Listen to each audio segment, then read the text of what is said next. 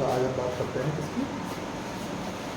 Force on a moving charge in an external magnet. ठीक है, चलो यहाँ देखते हैं।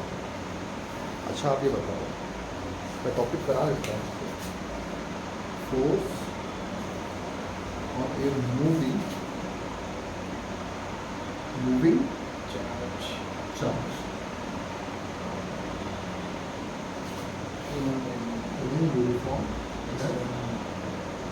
यूनिफॉर्म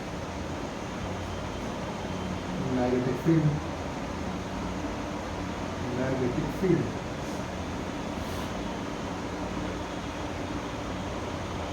जरा ध्यान से देखते हैं लोग। आप सब जानते हो बेटा कि मैग्नेटिक फील्ड का सोर्स कौन है? करंट। ठीक है, करंट किससे बनती है? मूविंग चार्ज से। या अगर बोला जाए कि मैग्नेटिक फील्ड का सोर्स एक मूविंग चार्ज ही है तो कोई दिक्कत नहीं है। ठीक है, तो moving charge is source of magnetic field. लेकिन हमने मैग्नेटिक फील्ड की प्रॉपर्टी में ये भी पढ़ा था कि मैग्नेटिक फील्ड एक दूसरे को इंटरसेक्ट नहीं करते।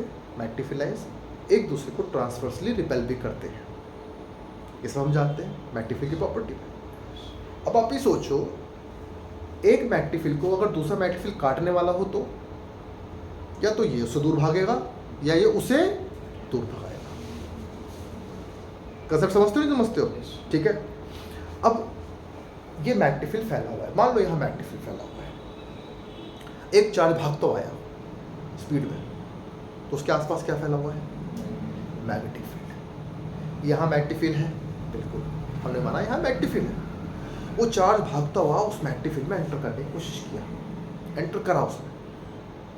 अब आप ही सोचो, उस मैग्नेटिक फील्ड में दूसरा मैग्नेटिक फील्ड आएगा तो क्या तो बाहर वाले मैग्नेटिक फील्ड को दिक्कत होगी नहीं होगी? बिल्कुल। ये क्या करेगा? उस मैग्नेटिक फील्ड को हटाने की कोशिश करेगा, हटाओ हटाओ हटाओ, क्योंकि वो अपनी चारों तरफ क्या लेके चल रहा है? मैग्नेटिक फील्ड लेके चल रहा है। सोचो, ये क्यू चार्ज है, ये v वेलोसिटी से इस तरफ जा रहा है, तो क्यू चार्ज की चारों तरफ, मोशन की चारों तरफ मैग्नेटिक फील्ड इस तरीके से बनता है। अगर स्ट्रेट लाइन में चार्ज चल रहा है तो उसके चारों तरफ ऐसे मैग्नेटिक फील्ड घूमता रहेगा। इतना सबको समझ आ गया नहीं आ गया? अब ये मैग्नेटिक फील्ड लेकर के, अपना मैग्नेटिक फील्ड लेकर के उस मैग्नेटिक फील्ड में घुस जाएगा, उस सारे मैग्नेटिक फील्ड को डिस्टर्ब करेगा। अब नेचर ने जो नियम बनाया है कि मैग्नेटिक फील्ड को इंटरसेक्ट नहीं करना है, मैग्नेटिक फील्ड एक दूसरे को ट्रांसवर्सली रिपेल करती हैं इस वजह से क्योंकि वो एक दूसरे को इंटरसेक्ट करना नहीं चाहती। अब एक मैग्नेटिक फील्ड का सोर्स दूसरे मैग्नेटिक फील्ड में आ जाए तो क्या करेंगे? दूसरा मैग्नेटिक फील्ड इस मैग्नेटिक फील्ड को बाहर निकालना चाहे, बाहर निकालना चाहिए। अब बाहर निकालने की शर्त क्या है? किस तरीके से बाहर निकालना चाहिए? या तो वेट किया जाए कि तुम क्रॉस कर जाओ, लेकिन हमें नहीं पता मैग्नेटिक फील्ड वहां तक कितना है, या तो उसको स्टॉप कर दिया जाए, ऐसा कर दिया जाए तो। लेकिन स्टॉप कौन कर सकता है चार्ज को? इलेक्ट्रिक फील्ड कर सकता है। और जब इलेक्ट्रिक फील्ड कर सकता है तो इलेक्ट्रिक फील्ड की प्रॉपर्टी हम मैग्नेटिक फील्ड में क्यों डालें? तो मैग्नेटिक फील्ड का क्या काम था फिर? अगर मैग्नेटिक फील्ड चार्ज को स्टॉप कर सके तो फिर इलेक्ट्रिक फील्ड किस काम का? तो वो तो मैग्नेटिक फील्ड भी है, इलेक्ट्रिक फील्ड दोनों सेम ही हो गए। तो नेचर ने मैग्नेटिक फील्ड तो ये प्रॉपर्टी डाली कि चार्ज को स्टॉप करने की। चार्ज को स्टॉप करना मतलब वेलोसिटी को जीरो कर देना, वेलोसिटी को जीरो करना मतलब वेलोसिटी को चेंज करना। तो एक बात तो समझ लो, मैग्नेटिक फील्ड कभी भी चार्ज की वेलोसिटी का मैग्नीट्यूड को चेंज नहीं कर सकता। मैग्नेटिक फील्ड वेलोसिटी को ना तो बढ़ा सकता है ना ही घटा सकता है, लेकिन फिर भी मैग्नेटिक फील्ड चार्ज को अपने अंदर नहीं चाहता। मतलब बाहर का मैग्नेटिक फील्ड नहीं चाहता कोई चार्ज भागता हुआ मेरे अंदर आ जाए। तो क्या करना चाहिए? तो डेफिनेटली क्या करेगा कि तुम जहां से आए हो वहीं निकल जाओ। सबसे छोटा रास्ता वही है, सबसे छोटा रास्ता वही है कि तुम जहां से आए हो वहीं निकल जाओ। लेकिन बाहर वापस भेजने का तरीका क्या है? इसको रोकना, और रोकना है नहीं मैग्नेटिक फील्ड को। उससे वेलोसिटी चेंज होगी। वेलोसिटी चेंज कर नहीं सकता मैग्नेटिक फील्ड, तो क्या करे, घुमा दो। घुमाने में तो वेलोसिटी चेंज करने की मतलब मैग्नीट्यूड चेंज करने की जरूरत नहीं है, उसी स्पीड से घुमा दो। आए हो लौट जाओ वापस, नीचे से लौट जाओ या ऊपर से लौट जाओ, क्योंकि मैग्नेटिक फील्ड को पता है जहां से तुमने एंटर किया है मैग्नेटिक फील्ड में, वहीं से तुमने मेरे मैग्नेटिक फील्ड को इंटरसेक्ट करने की कोशिश की। ठीक है, तो क्या करो, तुम वापस लौट जाओ जहां से तुम आए। ये करना चाहिए मैग्नेटिक फील्ड को, और ऐसा ही करता है मैग्नेटिक फील्ड। नेचर ने यही प्रॉपर्टी डाली है मैग्नेटिक फील्ड के अंदर। तो क्या करा है, ये है मैग्नेटिक फील्ड, ये है magnetic field, uniform magnetic direction perpendicular board inward direction, this is magnetic field. Suppose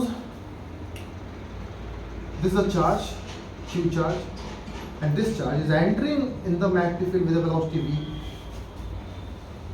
This is a charge, positive charge. This charge is entering into the magnetic field with a velocity v. तो क्या magnetic field को disturbance होगा? बिल्कुल होगा। अब ये magnetic field को अब ये चार्ज डिस्टर्ब करेगा, इंटरसेक्ट करने की कोशिश करेगा, क्योंकि मैग्नेटिक फील्ड ऐसी है, ये मैग्नेटिक फील्ड सारी ऐसी सी जा रही है, और ये अपना मैग्नेटिक फील्ड ऐसे लेके जा रहा है। सोचो, ये इनको काटेगा, इसका मैग्नेटिक फील्ड कैसा है, ऐसा, और ये हमारी मैग्नेटिक फील्ड कैसे जा रही है, ऐसे, तो ये इंटरसेक्ट कर सकता है, ऐसे भी, ऐसे भी। तो ये सब इस पर फोर्स ऐसे लगाएंगी कि तुम जहां से आए हो वहीं मुड़ जाओ। ठीक है, तो कैसा फोर्स लगाना पसंद करेगी, कैसा फोर्स लगाना पसंद करेगी? ऐसा फोर्स लगाना पसंद करेगी तुम शॉर्टेस्ट पाथ से मुड़ जाओ। तो एक बात होता है, मुड़ने के लिए पाथ सर्कुलर भी हो सकता है, पाथ पैराबोला भी हो सकता है। पैराबोला में काफी गहराई तक जाना पड़ेगा तब मुड़ेगा, क्यों? ऐसे गहराई में जाके फिर मुड़ना पड़ेगा। और सर्कल में ज्यादा गहराई में जाना, क्यों? ऐसे। और तुम जैसे ही आए बाहर, मैग्नेटिक फील्ड जहां से लाता है, जहां से एंटर करते हो, मैग्नेटिक फील्ड चार्ज को उसी डायरेक्शन पे वापस भेज देता है।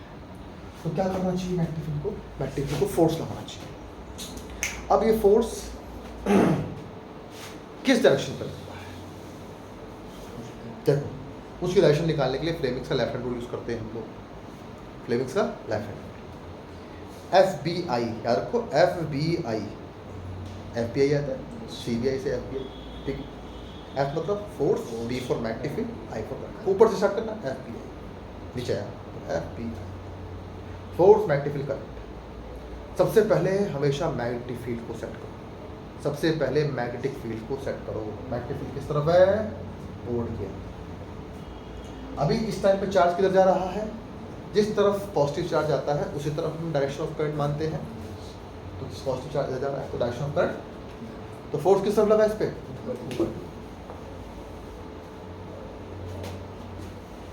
फोर्स क्या करता है? फोर्स वेलोसिटी को बढ़ा सकता है, घटा सकता है, और साथ ही साथ वेलोसिटी की डायरेक्शन को चेंज कर सकता है। फोर्स वेलोसिटी की डायरेक्शन को कब चेंज कर सकता है? जब वो फोर्स वेलोसिटी के क्या हो? परपेंडिकुलर। क्लियर हो गया, नहीं हो गया? ठीक है, अब देखो, ये है वेलोसिटी, ये है फोर्स। फोर्स इक्वल टू क्या होता है? मास इनटू एक्सेलरेशन, और एक्सेलरेशन का मतलब क्या होता है? Change in velocity. एक्सेलरेशन का तो क्या होता है?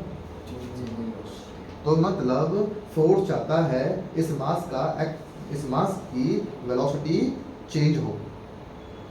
किस तरफ चेंज हो? ऊपर की तरफ। लेकिन ये इसके पास पहले से वेलोसिटी है, तो ये ऊपर तो नहीं जा सकता।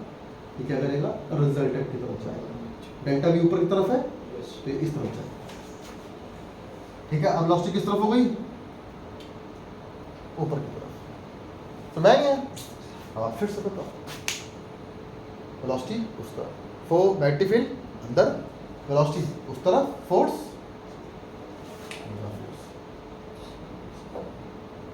तो वेलोसिटी इस बार इस तरफ, वेलोसिटी इस तरफ, फोर्स फिर से इसके परपेंडिकुलर, वेलोसिटी इस तरफ, फोर्स हमेशा परपेंडिकुलर रह करके इसको जल्द से जल्द अपने मैग्नेटिक फील्ड से बाहर निकालना चाहेगा। और ये ऐसे राइट डायरेक्शन। ये बात कैसा है? और यही फोर्स, हर फोर्स की डायरेक्शन बढ़ाई मैंने तो कहाँ मिला लगभग जाके? सबके सब कहाँ मिले? सेंटर की तरफ। फोर्स अगर लगातार वेलोसिटी के परपेंडिकुलर होता है तो पाथ कैसा होता है? सर्कुलर। तो ये सर्कुलर पाथ में चल करके मैग्नेटिक फील्ड से बाहर निकल जाएगा। अब समझ में आ गया सब बच्चों को? ठीक है, अच्छा अब आगे तो मैं इसका पार्ट ढंग से आता हूँ। ये मैग्नेटिक फील्ड है, ये मैग्नेटिक फील्ड है और ये चार्ज भी वेलोसिटी से भी मैग्नेटिक फील्ड में एंटर कर रहा है तो उसका पाथ ऐसा, और फोर्स रहेगी वेलोसिटी की हमेशा परपेंडिकुलर कि जल्द से जल्द पार्टिकल बाहर निकल जाए मैग्नेटिक फील्ड से। ठीक है, अच्छा अब आगे ये फोर्स किन किन फैक्टर्स पे डिपेंड करेगा? क्या क्या चीज़ें हैं जो फोर्स को बढ़ा सकती हैं या घटा सकती हैं? तो on what factors this magnetic force depend? This magnetic force F, इसे एफ एम बोल दो। F M is a magnetic force, magnetic force. तो एक काम करते हैं, जब भी हम किसी चीज़ को निकालते हैं तो हम देखते हैं वो किन किन फैक्टर्स पर डिपेंड करता है। पहले एक को पकड़ते हैं। जैसे मैं देखा क्या, यहाँ पे चार्ज है, यहाँ पे वेलोसिटी है और यहाँ पे मैग्नेटिक फील्ड है, तीन चीज़ें। पहले मैं देखता हूँ कि एफ एम चार्ज पे डिपेंड कैसे करता है। तो बाकी सबको कैसा रखो? कांस्टेंट। बाकी सब कांस्टेंट रखो। मैंने क्या किया, चार्ज को डबल कर दिया। अगर चार्ज को डबल कर दिया तो क्या देखा, ये स्पीड डबल नहीं हुई, स्पीड तो चेंज नहीं कर सकता वो। भाई देखो ना, फोर्स हमेशा क्या होता है वेलोसिटी के, तो कंपोनेंट बताओ कितना है वेलोसिटी डायरेक्शन पे? F cos 90। एफ cos 90 कितना होता है? मतलब वेलोसिटी चेंज नहीं हो सकती, वेलोसिटी इंक्रीज नहीं हो सकती, वेलोसिटी डिक्रीज नहीं हो सकती। तो परपेंडिकुलर फोर्स वेलोसिटी को बढ़ा सकता नहीं है, घटा नहीं सकता, बस उसकी डायरेक्शन चेंज कर सकता है। अभी देखो पाथ, सर्कुलर पाथ कैसा हो गया? छोटा, रेडियस कम हो गया। अच्छा एक बात और, गोल घुमाने के लिए कौन से फोर्स की नीड होती है?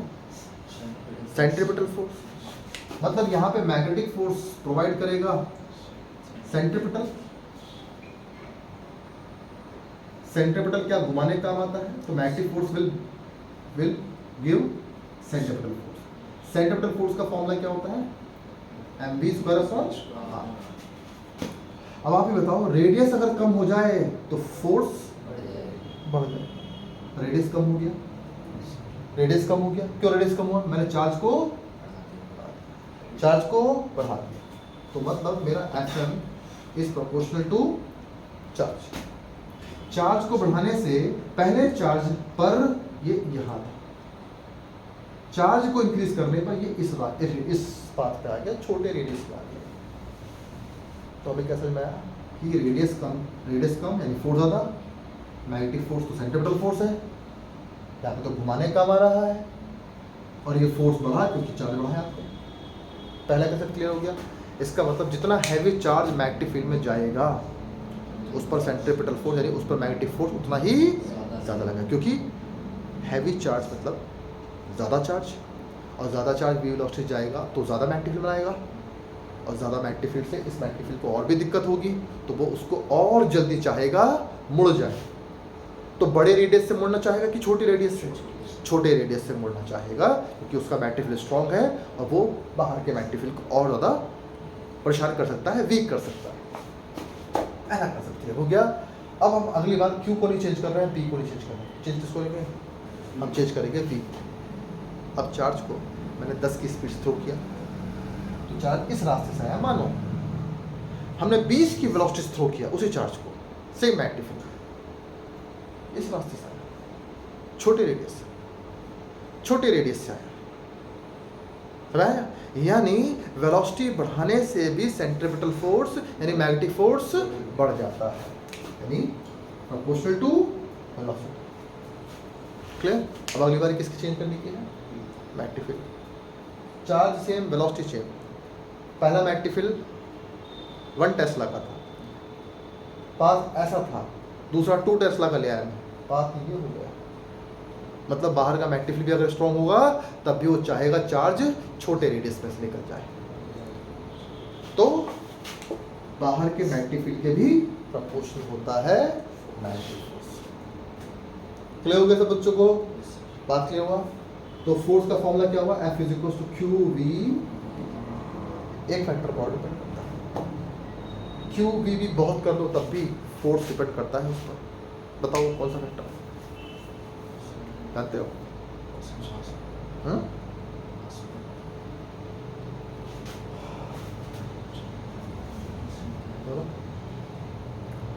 वो डिपेंड करता है वेलोसिटी और मैग्नेटिक फील्ड के एंगल पर। एंगल पर देखो,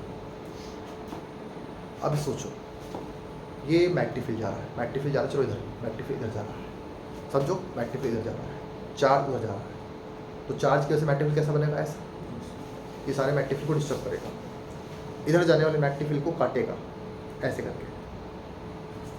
अगर चार्ज ही ऐसे जा रहा हो तो, चार्ज अगर ऐसे जा रहा हो तो मैग्नेटिक फील्ड का बंडल सा बनाएगा। मैग्नेटिक फील्ड कैसा? गोल गोल गोल गोल, और वो मैग्नेटिक फील्ड की तरह है सीधा, सीधी मैग्नेटिक फील्ड लाइन को ये गोल वाला मैग्नेटिक फील्ड डिस्टर्ब नहीं करेगा। ये तो बिल्कुल वैसा ही है जैसे ये सीख जा रही है, इन सीखों पर मैंने धागा लपेट दिया, कोई दिक्कत नहीं। लेकिन अगर ऐसे आता मैग्नेटिक फील्ड तो डिस्टर्ब करता। लेकिन अगर चार्ज मैग्नेटिक फील्ड की डायरेक्शन में जा रहा है तो वो मैग्नेटिक फील्ड को कोई डिस्टर्ब नहीं करेगा, मैग्नेटिक फील्ड को उससे कोई दिक्कत नहीं, उससे मैग्नेटिक फील्ड को कोई परेशानी नहीं, ना के बराबर जिससे बोलो, वो ऐसे जाएगा, मैग्नेटिक फील्ड उस तरफ, ये ऐसे जाएगा। लेकिन ऐसे बड़ी प्रॉब्लम थी। तो अब आप ही बताओ, फोर्स मैक्सिमम कब लगेगा? जब चार्ज की वेलोसिटी मैग्नेटिक फील्ड के परपेंडिकुलर हो या उसके डायरेक्शन पे परपेंडिकुलर, है ना? तो अगर मैग्नेटिक फील्ड के परपेंडिकुलर चार्ज आएगा तो मैग्नेटिक फील्ड ऐसा बनाएगा और बाहर का मैग्नेटिक फील्ड ऐसे, तो चार्ज पे ज़्यादा फोर्स लगा देखा मैंने। मैग्नेटिक फील्ड को दिक्कत हुई तभी तो फोर्स लगाया। अभी मैग्नेटिक फील्ड इधर है, चार्ज भी इधर जा रहा है, हमने देखा क्या? मैग्नेटिक फील्ड ने कोई फोर्स लगाया ही नहीं चार्ज पर, यानी मैग्नेटिक फील्ड को कोई दिक्कत ही नहीं हुई। यही तो बात होती है। तो अगर थीटा 90 है तो फोर्स मैक्सिमम, तो बताओ कौन सा फंक्शन, ट्रिग्नोमेट्रिक फंक्शन थीटा 90 पर मैक्सिमम वैल्यू देता है? साइन। तो बोला हमने साइन। तो फोर्स इक्वल टू क्या होता है? Q V B sine theta. F is equal to Q V B sine theta. Zero angle मतलब मैग्नेटिक फील्ड और वेलोसिटी सेम डायरेक्शन का। बोलो।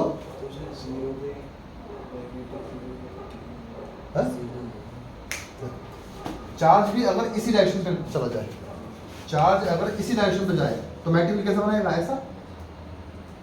इससे मैग्नेटिक फील्ड कोई दिक्कत नहीं अगर मैग्नेटिक फील्ड ऐसा बनता है, तो नहीं है।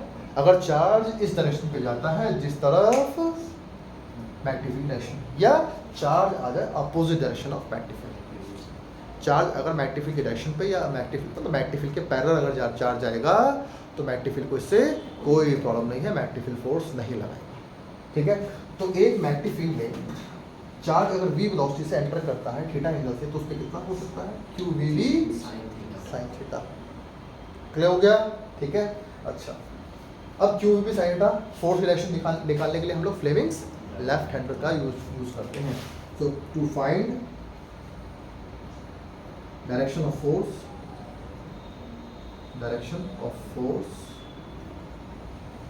we uses Fleming's left hand.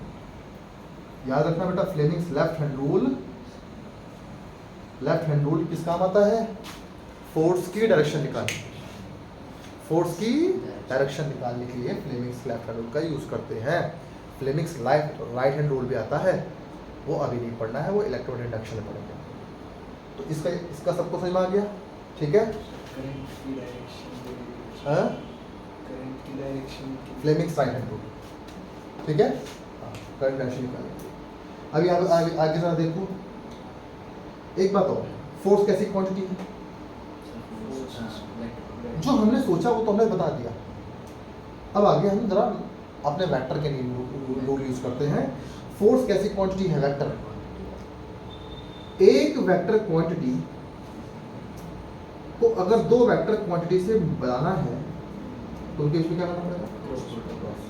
तो उससे मिलेगी हमें वेक्टर, यानी ए बी साइन थीटा।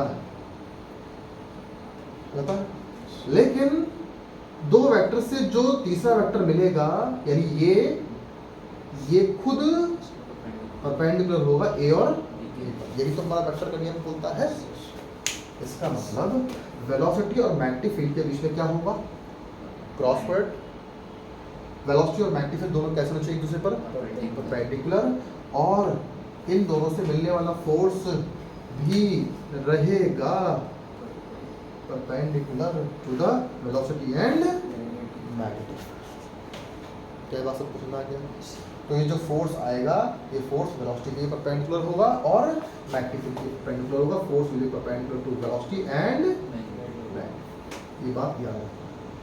लेकिन लेफ्ट हैंड से देख लो ना, फोर्स परपेंडिकुलर वेलोसिटी पे भी है, मैग्नेटिक फील्ड भी है और मोशन ऑफ चार्जेस पे। समझ में आ गया? ठीक है। अच्छा तो अगर मैं वेक्टर फॉर्म में लिखना चाहूँ तो ए बी साइन क्या लिख सकता हूँ मैं? A cross B. तो यहाँ वेक्टर एफ बराबर हो जाएगा Q into vector B cross vector P. क्या सबको समझ में आ गया? क्या कंसेप्ट क्लियर हो गया ना सबकी बात? ठीक है। तो this is the relation of magnetic force Q V P. ठीक, फोर्स का रिलेशन हमें निकालना है। एक चीज वो क्या है?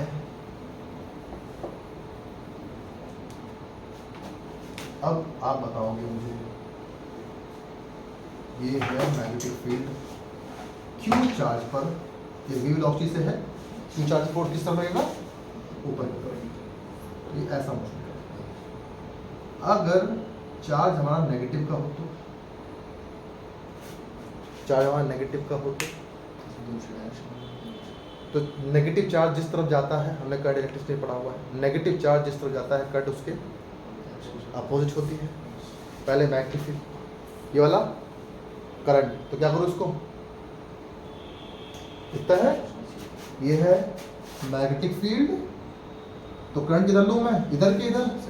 अगर वेलोसिटी इस तरफ है तो करंट हो जाएगी पीछे, तो फोर्स किधर लगेगा? नीचे। तो बताओ ये चार्ज किधर जाएगा? ऐसा। अगर ये पॉजिटिव चार्ज ऐसा चक्कर लगाएगा, ये मान लो ये Q1 है, ये Q2 है, तो अगर Q2 ऐसे जा रहा है तो Q1, ठीक है? तो मैं नहीं है चलेगा। अच्छा चलो ठीक है। अगर मैं साइन ना दिखाऊं तो पहचान लोगे कौन सा चार्ज नेगेटिव और कौन सा चार्ज पॉजिटिव का? अच्छा, दूसरा चलो मैं डायरेक्शन में दिखाता, समझ लो। ये बताओ कौन सा इलेक्ट्रॉन हो कौन सा प्रोटॉन? ये Q2 क्या होगा? इलेक्ट्रॉन। ये होगा प्रोटॉन। क्यों? सुनो एक बात और, वो ये है क्योंकि प्रोटॉन जो होता है वो हैवी होता है, ठीक है? प्रोटॉन हैवी होता है तो हैवी होने की वजह से इनर्शिया ज़्यादा होगा। इनर्शिया ज़्यादा होने, क्योंकि दोनों का चार्ज है ना, ये भी क्यू है ये भी क्यू है। अब मैंने बोला ये मैग्नेटिक फील्ड में ये दो चार्ज हैं, एक ऐसे जा रहा है एक ऐसे जा रहा है। हमें पता कैसे लगे कौन सा प्रोटॉन कौन सा इलेक्ट्रॉन? तो जो बड़े रेडियस में जाएगा वो प्रोटॉन होगा, क्योंकि उसके पास इनर्शिया ज़्यादा होगा, तो इनर्शिया ऑफ डायरेक्शन भी ज़्यादा होगी उसकी। तो मुड़ने में बहुत टाइम लगाएगा, तो बड़े पाथ में मुड़ नहीं जाएगा। और इलेक्ट्रॉन छोटा सा होता है, तो झट से मुड़ जाएगा, एकदम से मुड़ जाएगा इलेक्ट्रॉन। क्लियर हो गया? तो यानी मैग्नेटिक फोर्स मास पे भी डिपेंड करता है कि अगर मास हैवी होगा तो सेंटर पे देखो ना md² अपना भाई मैग्नेटिक फोर्स, तो सेंट्रीपिटल फोर्स है, सेंट्रीपिटल फोर्स में ऑलरेडी मास आ गया है क्योंकि यहाँ पे तो हम इलेक्ट्रिक चार्ज कैसे पढ़ रहे हैं, इसलिए हम यहाँ मास ले रह सकते हैं। ये सेंट्रीपिटल फोर्स है, तो मास अगर ज़्यादा होगा तो सेंट्रीपिटल फोर्स भी ज़्यादा चाहिए। अगर सेंट्रीपिटल फोर्स चेंज नहीं हो सकता तब तो रेडियस को बड़ा होना पड़ेगा, तो इसलिए बड़े रेडियस से प्रोटॉन जाता है। अच्छा न्यूट्रॉन हो तो यहाँ पे बीच में वो कहाँ जाएगा?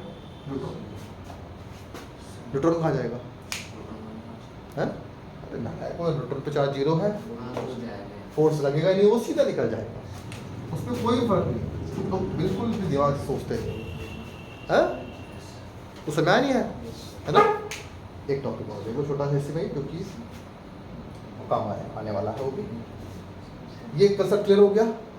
बात समझ में आ गई नहीं आ गई? ठीक है। अच्छा, इसके बेसिस पे हम न्यूमेरिकल करेंगे।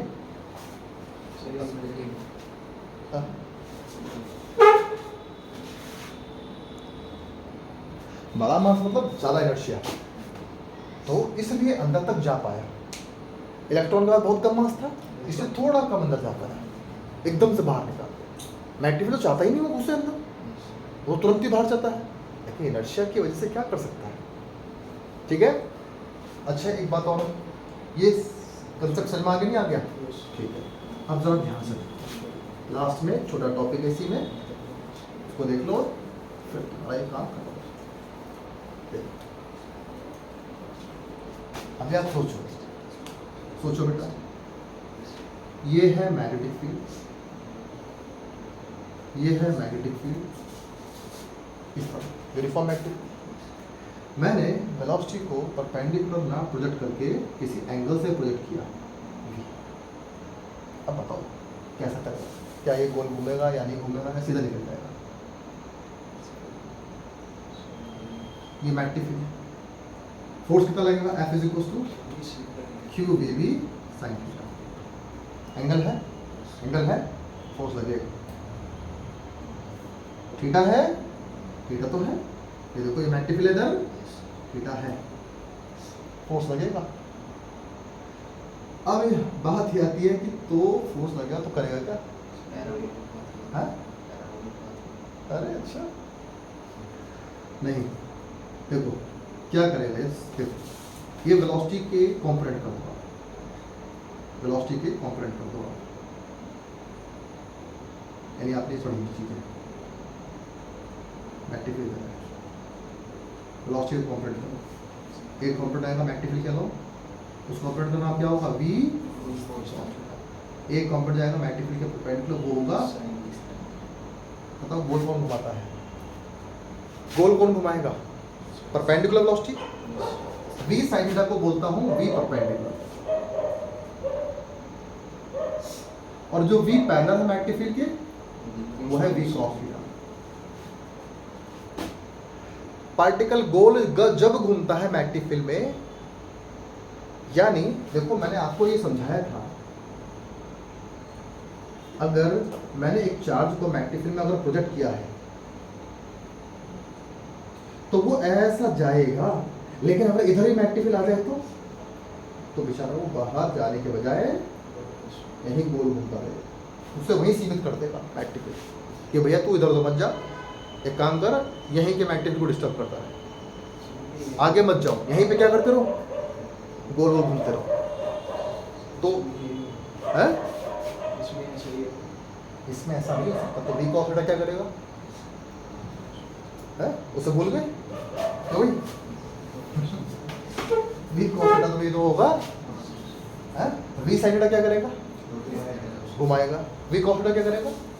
घूमते घूमते घूमते आगे जाएगा। ये देख रहा नहीं, इस बात को बोलते हैं हेलिकल पाथ, जैसे स्प्रिंग का होता है। आगे कौन लेके जाएगा? v cos theta. गोल कौन घुमाएगा? v sin थीटा, है ना? तो पाथ कैसा होगा? बात ऐसा होगा।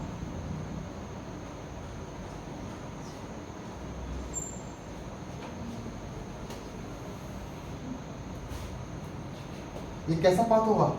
पाथ विल बी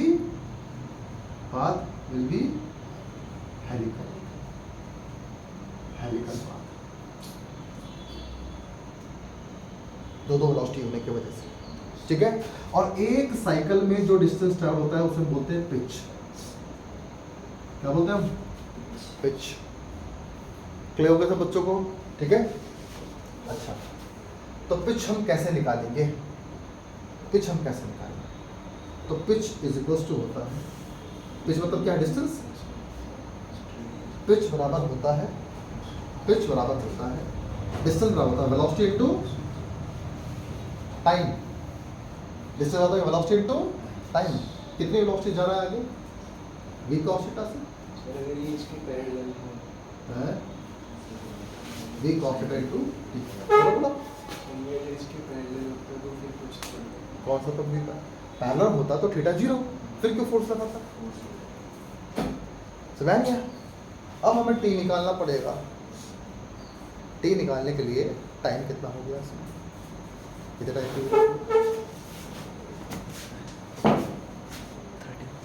35 मिनट्स की, 31 मिनट्स की, आधा घंटा हो गया। ज़्यादा टाइम की हो गई क्योंकि हमें टाइम निकालना पड़ेगा। जब टाइम निकालना कोई बड़ी बात नहीं है। मैग्नेटिक फील्ड में टाइम पीरियड कैसे निकालोगे? ये है मैग्नेटिक फील्ड। अब एक चार्ज पार्टिकल मैग्नेटिक फील्ड में रोटेट कर रहा है क्योंकि उस पर लगातार वेलोसिटी पर फोर्स लग रहा है। फोर्स कहाँ लगता है? सेंटर की तरफ, जानते हो? ठीक है। ये है रेडियस r। तो भाई सब जानते हैं वेलोसिटी बराबर कितना वेलोसिटी है इसके पास? तो velocity is equal to velocity of rotating particle, rotating charge particle,